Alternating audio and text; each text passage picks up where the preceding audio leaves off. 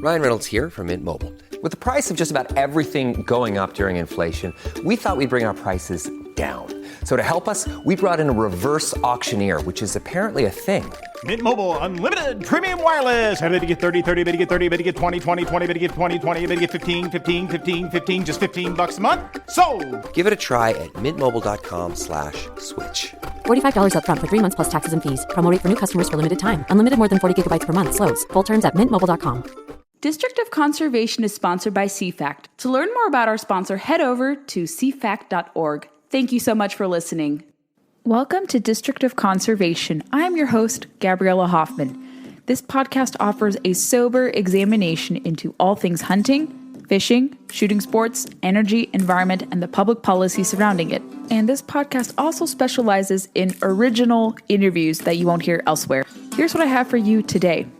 We're speaking with Brian Lynn from the Sportsmen's Alliance to talk about his experience at the Wildlife Society Conference in Spokane, Washington, which has become a very newsworthy event because the very preeminent conservation organization opened its doors to people who want to openly undermine true conservation in the form of hunting, fishing, and the like. They want to reimagine conservation and the North American model as we know it.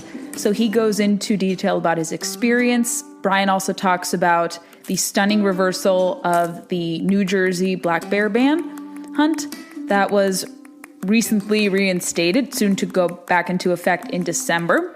So we briefly touched on that subject, and I will bring on friend of the show, Cody McLaughlin, to go more into detail on the bear hunt in the next episode, but we lightly touched upon that. We also talked about how important elected officials are, specifically governors, in wildlife management decisions, those people you elect to state offices as well, and how that could impact your ability to hunt and fish in your state, as we're seeing playing out in Washington State, New Jersey, and in some of the recently decided elections there. So a lot of wildlife conservation for you guys to absorb, and I hope you enjoy our conversation with Brian Lynn from the Sportsmen's Alliance. Hello, listeners. We are rejoined by Brian Lynn from the Sportsmen's Alliance. You may have seen on social media conversation and kind of updates about a wildlife conference that took place in Spokane, Washington, and how preeminent organization has started to allow people who don't represent hunting interests at the table.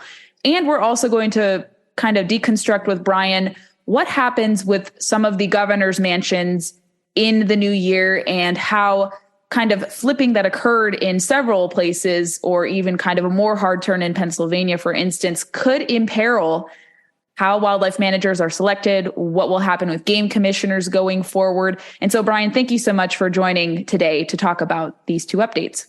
Yeah, thank you, Gabby. Great to be here. What happened at this wildlife summit that you went to? Who hosted it? What needs to be known about this? And what impact could, let's say, allowing different not so friendly stakeholders have on wildlife conservation going forward? Yeah, so this was the Wildlife Society, and they are, a member-driven organization that is comprised of state agencies, their biologists, land managers, different guys like that. So they had their national convention here in Spokane, where I live and grew up and everything.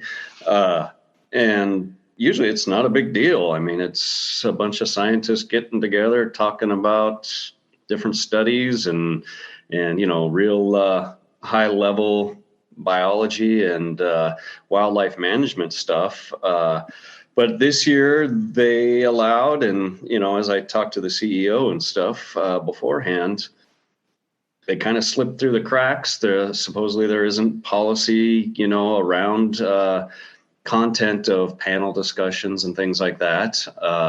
And so these guys put in a request for a panel discussion, as well as having a booth and hosting a reception. And it was comprised of, there's a couple of different pieces. There's the Wildlife for All piece, which is based out of Arizona. And they're a group who is pushing for changes to wildlife game commissions. Claiming they need to be more democratic.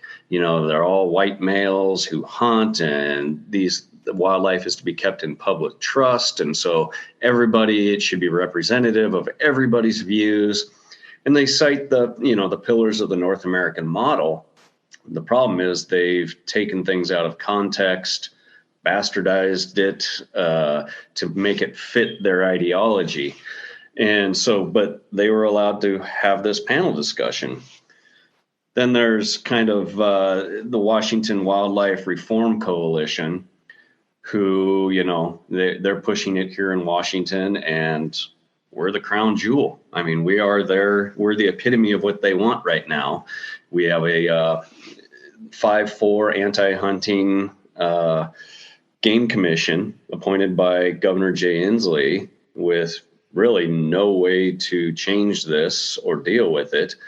And so they had a retreat before this big convention and how they're going to go about this and talk about this. And I mean, if it wasn't real, you would laugh. It sounded like a Saturday Night Live skit. They were out on Vashon Island, very plush, high-end resort, eating vegan meals. They stressed the vegan meals a lot. It was kind of hilarious. And sunrise yoga, pretty much everything your caricature of an animal rights activist is what they are. But the people leading it are no joke. It's the Humane Society of the United States, Center for Biological Diversity, Wildlife for All, the Northwest Animal Rights Active, whatever network. Big players with big money who have a lot of influence. And this is what they're trying to keep pushing in Washington, and this is what they're trying to take to other states. Having a seat at the table at this conference allowed them to talk about this for an hour and about 15 minutes, hour and 20 minutes to a room full of biologists from other states. What was the reaction from the biologists present? Did they receive their perspective well? Did they question them? Was there any resistance to perhaps their advocacy? Well, yeah. So, talking with the Wildlife Society leadership going in, they weren't sure exactly how this was going to play out. And just to be clear, the Wildlife Society does good things, and there's good leadership there. And they actually stuck up for me at the end of the thing, because They called out the column that I wrote in their presentation. They called it out and called it extreme and radical and dangerous rhetoric was the words used. And, but they pretty much, there was 4 or 5 of them that presented, and they talked for 15 minutes or so each, and 15, 20 minutes. And pretty much took up the whole hour and a half. There was only enough time for like 4 questions. And my buddy was a lion biologist here. He asked a question. Another guy from Washington Fish and Wildlife asked a question. There was only like 3 or 4 questions that were asked. And it pushed back on it.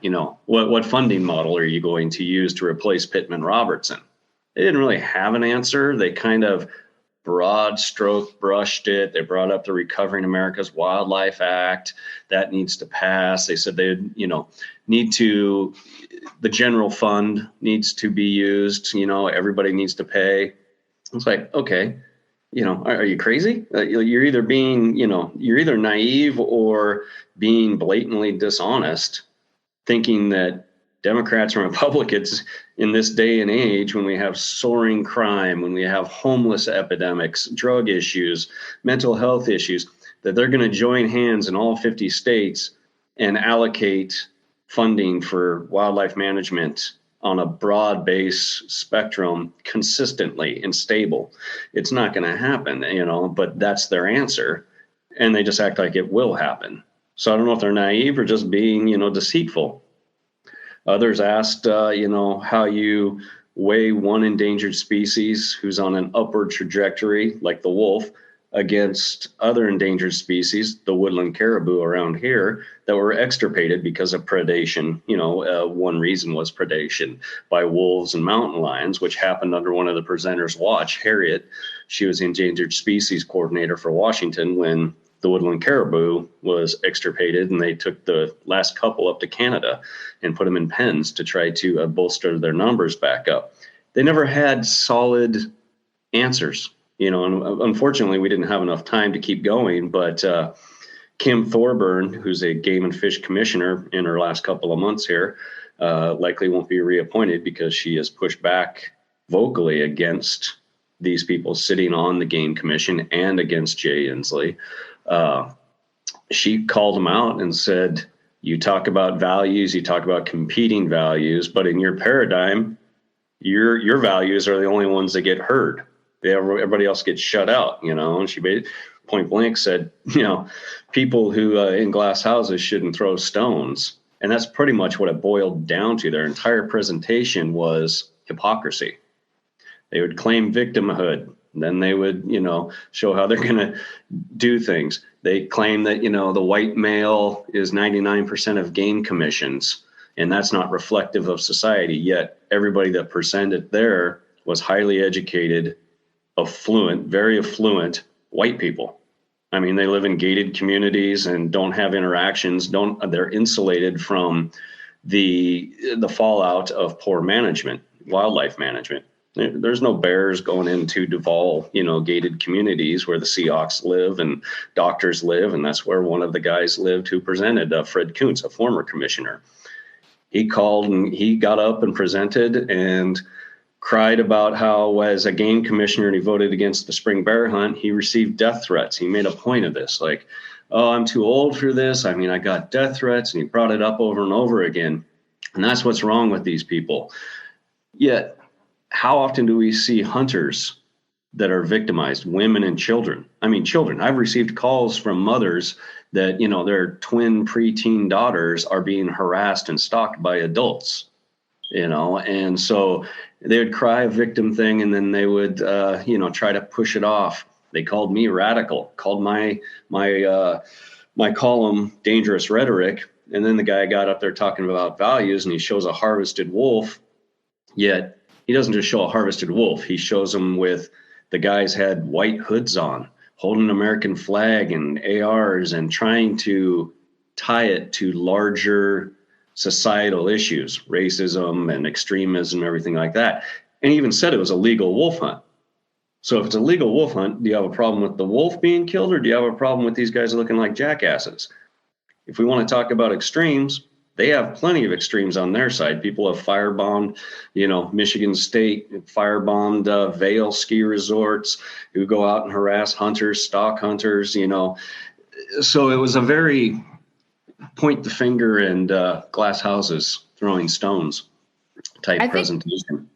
I think the outdoor industry has largely been immune from these really distracting culture wars, or I would say the wokening of that. I mean, it should be immune from that because we can naturally be diverse. We don't need to say we need to correct ourselves. We can do it with action. We've attracted more people to fishing and hunting without having to put in drastic policies into place or atone for our past sins. We have more people of diverse backgrounds, racially, socioeconomically, in the sport because it just naturally attracts people. And so it's interesting that it was kind of a shame fest that was going on there. And so you mentioned, obviously, the repeat actors. They're always involved, the Center for Biological Diversity, Sierra Club, and these types, and these new groups, the Washington Wildlife First, Wildlife for All. How influential can they be truly in appointments for game commissions? Because that is largely at the behest of the governor. I don't know if it will work in many states, maybe a handful of states, but are they gaining traction, especially Wildlife for All? Yeah, definitely. Especially Washington. The governor basically has carte blanche to appoint whoever he wants. He's supposed to follow these requirements in the mandate, but it says, somebody who's from the hunting and fishing community, the conservation community, which again, they kind of bastardized the word conservation, and anybody, we already know how that happens. Conservation gets, interchangeable with preservationist. Right. And so, it's easy to say, well, I followed the mandate, and they can say that they are following the mandate, which part of it is to maximize recreational opportunities, but it's can and may, not will and shall. They don't have to if it's in their opinion that, that it's not needed. And so that's how they're getting around it. And actually this group and the commission itself, those 5 anti-hunters, and likely to be 2 more here at the end of the year when Inslee appoints 2 more for Thorburn and McIsaac, who are they're terming out and likely won't be reappointed. their next thing is to push and change the mandate and change what they have to do and to change how things are done so they can eliminate recreational opportunities from the mandate, and they aren't bound by even that perception of doing it.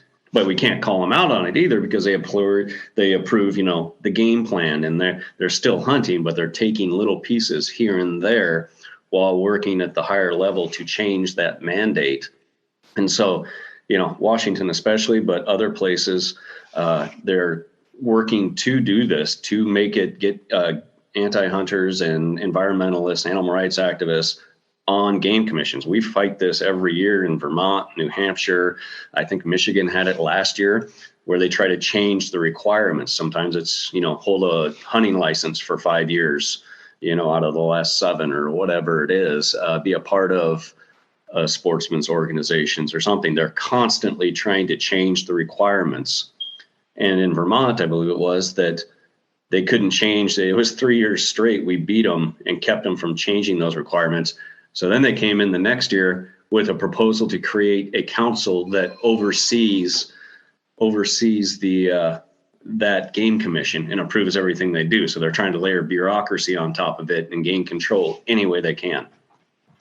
And what can exactly conservationists do? I know supporting organizations like Sportsmen's Alliance is pivotal, and all the other groups that are like-minded, but what specifically can people in states like Washington do? Because you're unfortunately at the mercy of the governor who's going to be appointing these people. I don't know if you can legally challenge these people for being derelict in their duty for administering true conservation in terms of wildlife management and such. But what action can be taken to stop this if there aren't that many options available? So what's a practical way to challenge this, you would say? It's tough right now. Here in Washington, like I said, we're the crown jewel for them, and it's the dark days of wildlife management. We don't have a lot of recourse.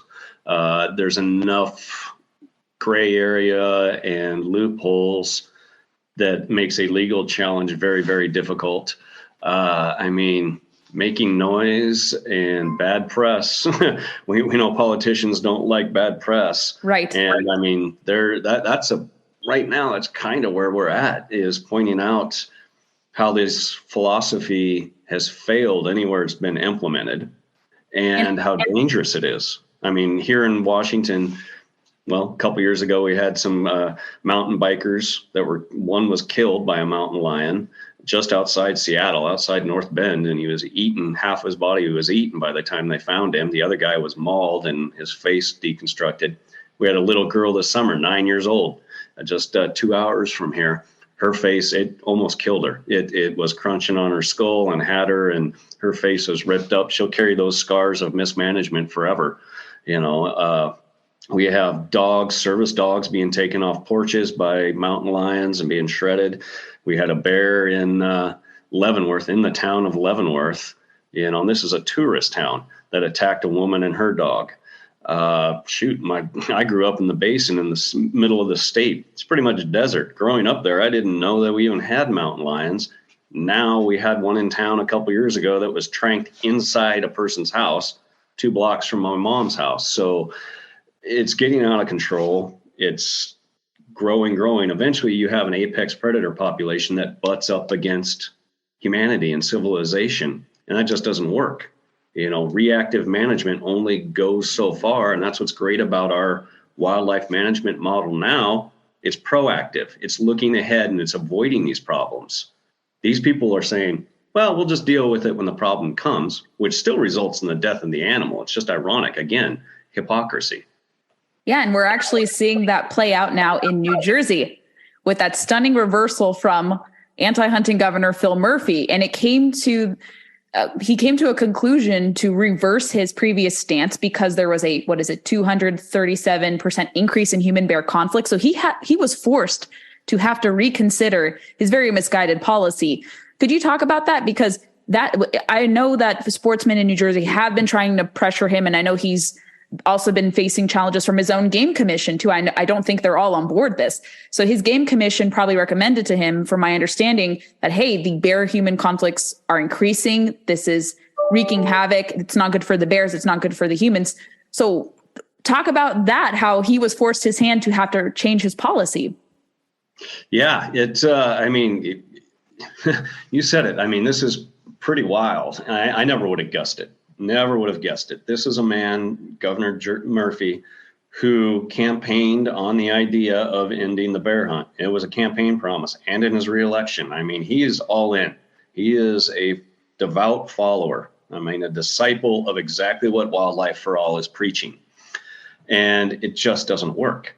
He even this summer, he was doubling down, said, yeah, there's issues, but we're going to work on non-lethal means. And he appropriated like another $3 million for the next budget cycle to deal with this. Now all the data keeps coming out. People are getting attacked, guy in his garage, a kid, dogs getting eaten. And so even he finally admitted, he's termed out. He doesn't have anything to gain. He's already, he just finally came to the conclusion, I guess, that this doesn't work. And so he rescinded the order and reinstituted the bear hunt effective immediately. So December 5th, I believe, to the 10th. And there's a possibility of a later hunt after that to thin out these bear populations. But I mean, he doubled down. We took him to court. We went to court with him, and we put an expert on the stand who testified for 3 days about the science, about the population, about what's going to happen. And he said, even that year or so that they took off, and while this was going to court, had wiped out the gains that the previous hunt had made under Chris Christie. And he said, in 2 years, there's a 2-year lag, you're going to see an exponential growth in human bear conflicts. Almost 2 years to the day, Governor Phil Murphy is forced to rescind that because of a 237% increase in Category 1 dangerous attacks. It's a stunning reversal. When I saw it from you guys first, I was like, is this Groundhog Day or not Groundhog Day? Is this April Fool's Day? Because I was shocked because he was probably one of the few politicians ever to campaign specifically on outlawing the bear hunt. But now he's facing criticism, interestingly enough, from original backers, the Sierra Club of New Jersey, the Humane Society, and I hope he holds the line. It's amazing, though, that he does now follow or want to follow the wildlife science, following the science. We always hear that phrase put out there, but now he's actually understanding that wildlife science shouldn't be politicized. You have to base it on facts. You have to base it on increases in human bear conflicts. And maybe he understands that if you have a managed hunt, I think, what is it? They need to cull 20% of bears, I think, in this season. Is that the number that they have to reach? I think it's even higher. Higher than 20%. I believe so. But I think that's kind of the average of what they get. And the aim for is somewhere in there. But again, they're behind the curve now. Mm-hmm. So the 20% is kind of what they shoot for when it's within management parameters. So now they've had 2, 3, 4 years without a hunt. That growth is exponential and compounding. And so they're going to have higher yields to catch back up with that. It won't be done in a single year. But the good thing about this is it ties the next governor's hands to this. And so it can't just be reversed like that. So it's tied in for 5 years or something like that. So that's a good thing, and great for the people in New Jersey, who live up in that densely populated area with bears.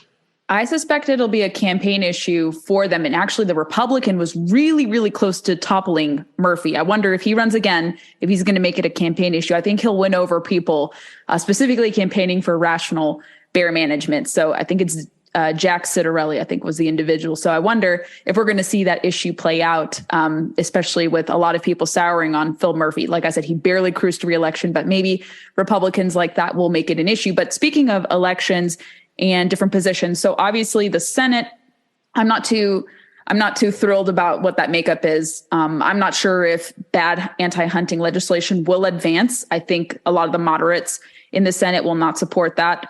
The House side, Republicans will be taking that over. We have Chairman Bruce Westerman, who's a hunter and forester. He's going to be leading natural resources. So I don't think he's going to be advancing anything bad with respect to hunting and fishing, thankfully. But I want to emphasize, since we're talking about governors, kind of some results of governors' races. And I think people are now heightened to the fact that paying attention to what happens in your state house and your governor's mansion is extremely important as it relates to how immediate and the immediate certain threats are to your hunting livelihood in terms of their power to appoint commissioners.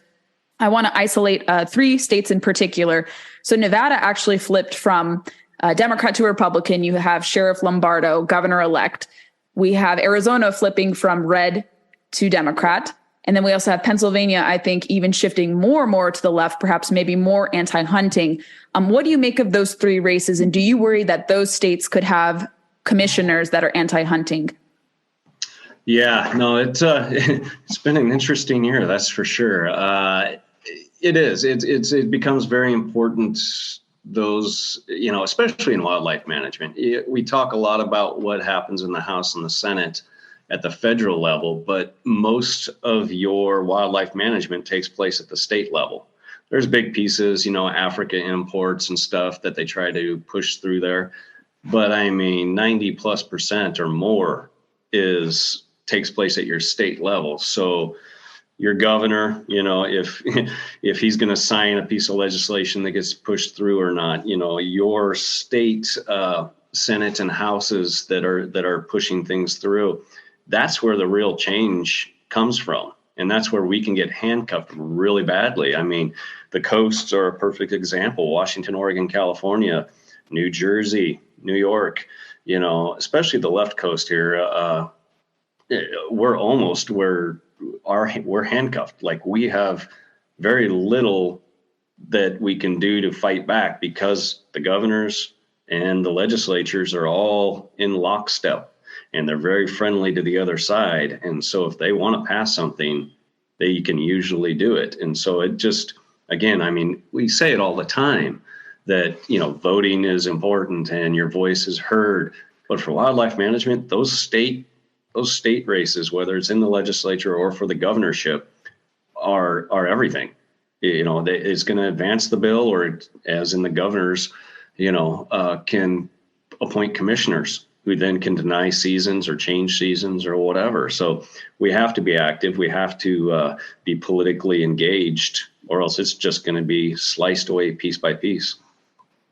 And what should conservationists look forward to with new legislative sessions? What are hunting interests advancing kind of in your periphery, what you know, and then what are the anti-hunters trying to advance? Because I know there's a whole spread of different legislation, good and bad.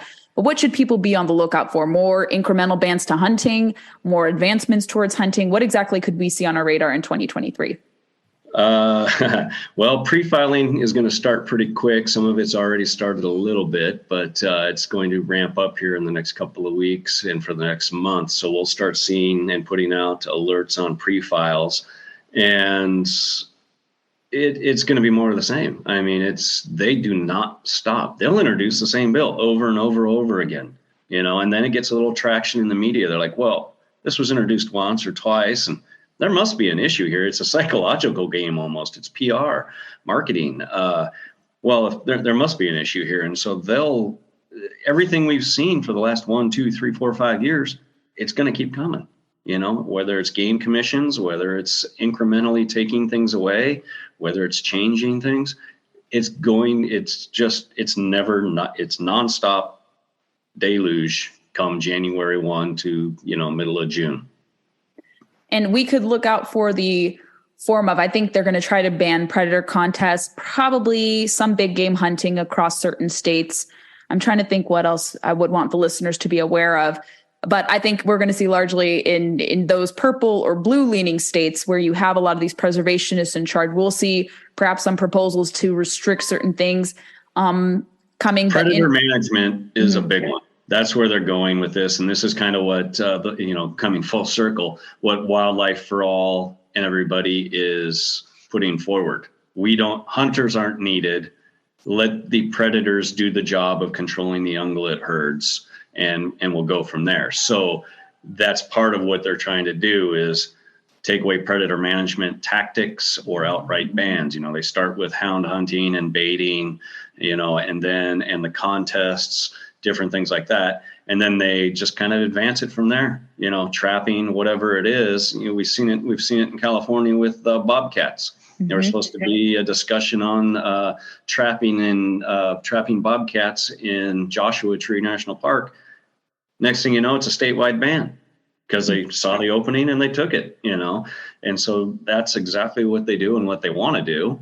And then as they protect those predators more and more and make management harder and harder, the ungulate herds drop, those prey-based species, even smaller game, drop. And so then they can say, hey, can't issue tags. They did it here in Washington in the Blues Mountains, very high depredation of elk calves. And they said, well, we'll just eliminate the hunter tags and that should be fine.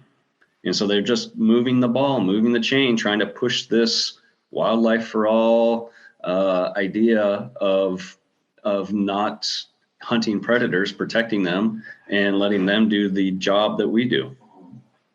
If hunters and anglers included are removed from the equation, I think we'll see so many different imbalances. We'll see a lot of predator animal or human animal conflicts, a lot more. We're going to see a lot of imbalance. We're going to see many more people hurt because of just irresponsibility of these people who lean on emotions and not science. And I think two ways that conservationists could really draw attention to this. We have the capabilities to do marketing campaigns. We have to sometimes show the gruesome stuff. And I think we could lean in on one of the more recent cases of the several wrestlers who were mauled by the grizzly but managed to survive, show like what the real human impact is when you don't have a grizzly hunt as something as a big picture like that, or even something smaller and more relatable, and then just show kind of the gruesome details of like, this is what happens when you don't have this in effect. And then you can also show that people do care about these animals too. It's not just about management, but for the well-being of not only humans, but for the bears. And then I know we do really well in the industry to explain how people don't want to extirpate, let's say, black bears or even grizzly bears out of the ecosystem again. We want them to exist, but if they're not managed, everything goes to chaos. And then the second thing I think we can do is to kind of shut out these preservationist groups from the equation. I think exposing them is going to be helpful, showing who they're aligning with and making sure that they don't elect people to office. Because I bet you they're going to be forming political action committees to say, let's have these new conservationists, elected to office. So I'm not sure what the response would be, but I think sportsmen's groups may have to create additional groups that are able to lobby or able to politically electioneer to perhaps challenge people and run candidates who represent sportsmen's interests. Yeah, without a doubt. I mean, they're going to try everything they can and keep pushing. And we do need to be able to show the effects of poor management, which, this New Jersey reversal is, that's about as good as we can get to show that, yes. Look, this guy, devout disciple, even realized that it doesn't work. You can't just throw money at it and do non-lethal stuff. And no matter how many trash cans you put out there, bear-proof trash cans, you're still going to have an issue, and we're going to have to work together. And, we work here in Oregon and Washington, we're working with a coalition of, outdoor groups to kind of address some of this stuff and work on bigger picture stuff. So you're exactly right. Brian, if everyone wants to learn about Sportsmen's Alliance, follow your guys' efforts to expose and to kind of stop the efforts of these emerging groups, where can people go to? How can they get involved? Put all the links out there if you can. Yeah, well, we're on Facebook and Instagram, of course, Sportsmen's Alliance or Sportsmen's All on Instagram. But on our website, sportsmensalliance.org. That's MENS, sportsmensalliance.org. And you can sign up at the bottom of the page, lower left-hand corner, sign up to get our weekly newsletter that we kind of round up all the big stories, put them out there, as well as you will then be signed up for your state alert. So if something comes across our piece and we put it out there, you'll get that alert. And there's usually buttons to click, and you can just fill out preformed written emails or whatever to those political folks that make those decisions and make your voice heard. Excellent. We will encourage everyone to click on those links. They'll be in the show notes. Brian, as always, thank you so much for coming on the podcast. You guys are on top of things. You help sharpen all of us who can communicate these talking points and updates, and we really appreciate your efforts. I know I can personally say that myself, and so keep doing it, and we'll have you back on for more updates. Really appreciate it. Thanks for listening to District of Conservation. I hope you enjoyed today's episode. If you haven't already, make sure you find us on your preferred podcast player. We largely circulate on Apple, Spotify, and countless others, but those are our two big podcast platforms we want to push. Make sure you're subscribed there, especially on Apple. If you like the podcast a lot, go leave us some reviews. We'd be more than grateful to get some 5-star reviews from you guys.